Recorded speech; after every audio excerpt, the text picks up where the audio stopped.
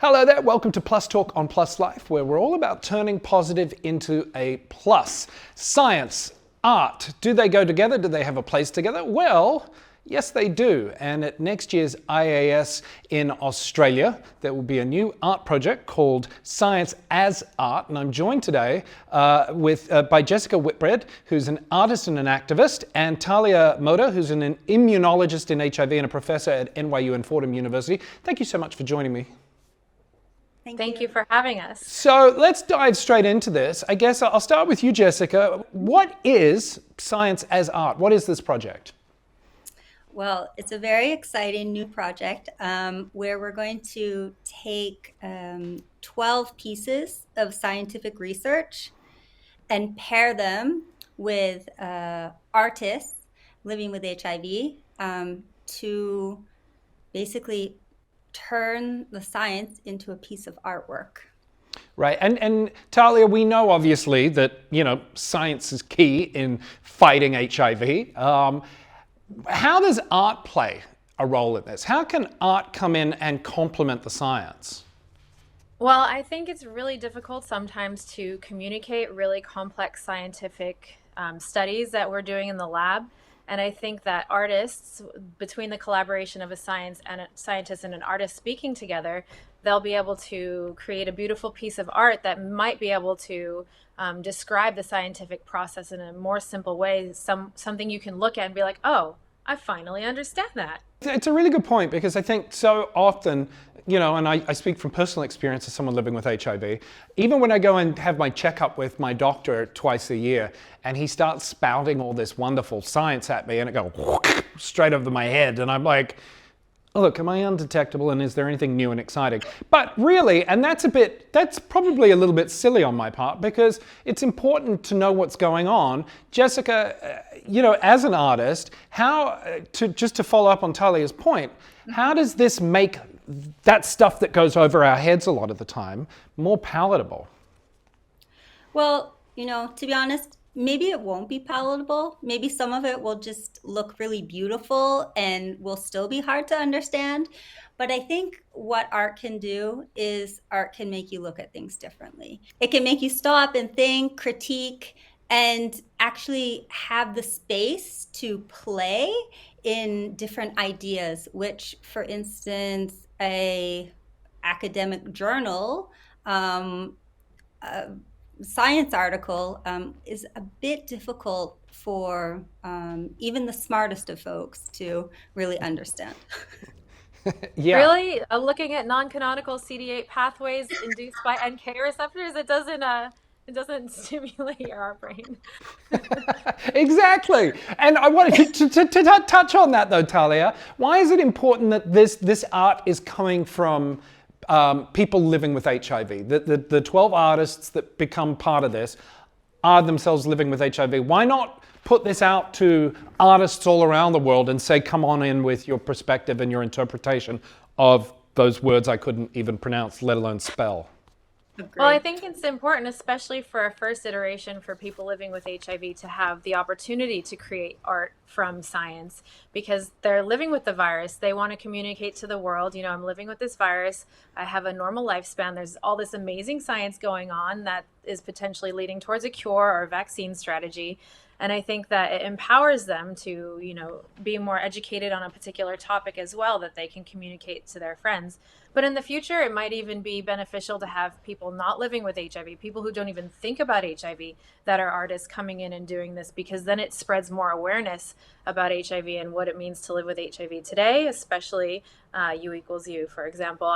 At NYU, I teach this concept. And first of all, a lot of my students have never heard of PrEP. And none of my students have heard of the concept of U equals U, and it just blows their mind. And for me, these are, the next generation of minds coming in, and it's important to educate them on these concepts. Yeah, to that point, I was in New York a couple of weeks ago, and I was working out with a trainer who is a young black man living with HIV, and I started talking about U equals U. This is a couple of weeks ago, and he went, "What's that?" And it just blows my mind. Can you talk to, Talia, a little bit more about what the science might be that is being put out there for the artists to interpret? Oh, well, I guess it depends on what abstracts we have coming in.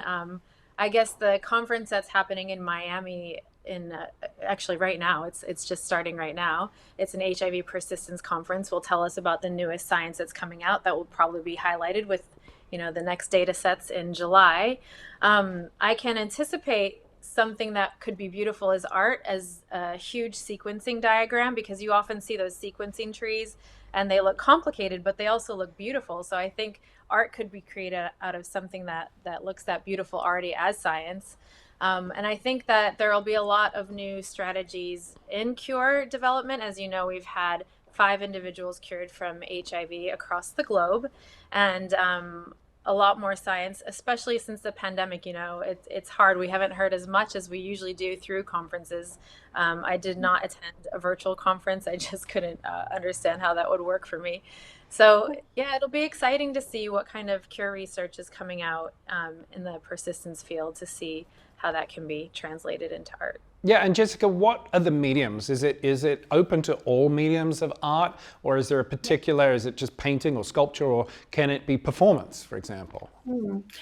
Well, it's open to all mediums. And also for anyone who's watching, the call is going out very soon. So if you think you fit the profile, person living with HIV, artist who's interested, you should apply. But what we're also going to do is, because all the pieces will be auctioned off after.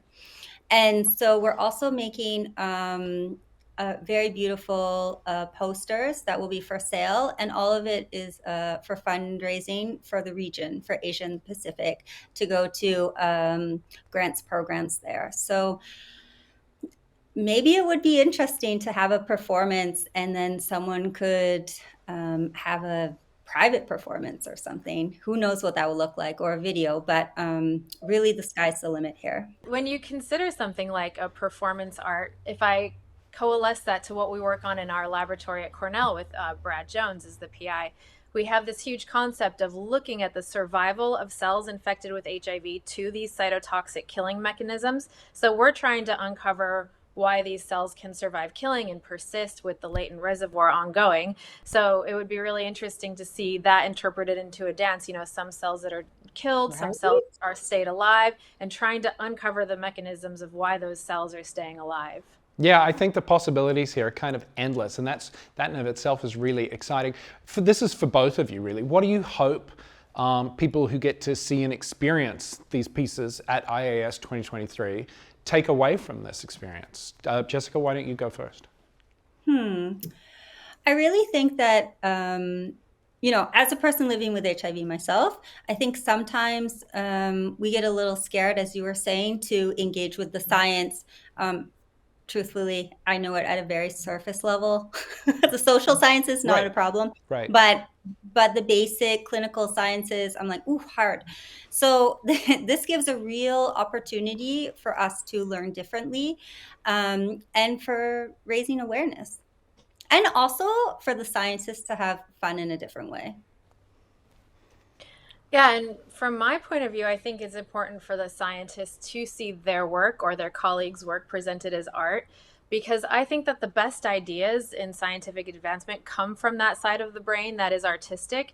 And you can follow the cookie cutter, this is what immunology is, this is what virology is, this is what my textbook told me, this is what the literature tells me. But I feel like it's the artistic part of a scientist's mind that is really driven to create those insane, amazing discoveries. And to be reminded of that, I mean, even myself, I'm an artist too, but I haven't done art in so long because I'm so focused on my career, that it might remind them to take a step back and think about, the artist part of their own brain, and be like, you know what, I need to reconnect with that side of my brain. So if I'm living with HIV and I've got some ideas and I want to submit myself, what's the process there? There will be an open call. You can share the link. Click on that link and that will give you all the information. Talia and Jessica, thank you so much for your time and for putting this together. I can't wait to see what it all looks like down in Brisbane next year. Amazing. I hope you can join us. My fingers are crossed. Now, if you want more information about this project or anything we do at Plus Life, check out our website, pluslifemedia.com, and you can follow us across all social media platforms. We are at Plus Life Media. If you're an artist thinking about submitting, click on the link below. The information is there. Give it a shot. That's going to do it for this Plus Talk. Until next time, be nice to one another. See you soon.